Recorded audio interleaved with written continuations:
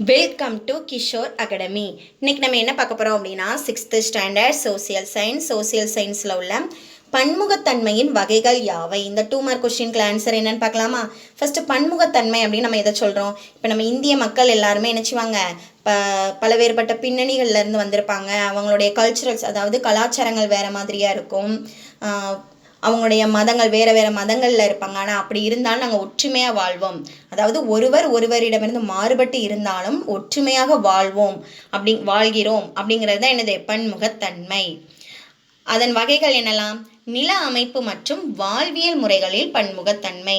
பல வேறுபட்ட நில அமைப்புகளை மக்கள் வாழலாம். அப்புறம் அவங்களுடைய வாழ்வியல் முறைகளும் என்ன செய்யும்? வேறுபட்டு காணப்படும். இதுதான் நில அமைப்பு மற்றும் வாழ்வியல் முறைகளில் பன்முகத்தன்மை. சமூக பன்முகத்தன்மை.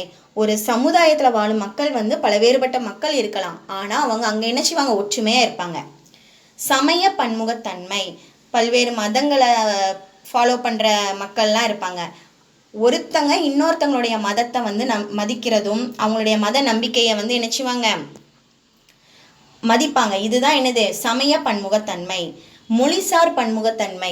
பல வேறுபட்ட மொழிகள் நம்ம இந்தியாவில் பேசப்படுது, ஆனால் எல்லாருமே என்ன செய்வாங்க? ஒற்றுமையாக இருக்கிறோங்கிறது தான் எனது மொழிசார் பன்முகத்தன்மை. பண்பாடு பன்முகத்தன்மை.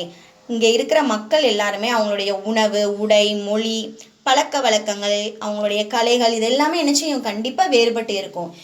ஆனாலும் என்ன செய்வாங்க? எல்லாரும் ஒற்றுமையாக இருக்கிறோம், வாழ்கிறோம் அப்படிங்கிறது தான்.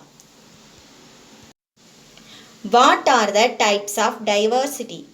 Landform and lifestyle diversity, social diversity, religious diversity, linguistic diversity, cultural diversity. Thank you.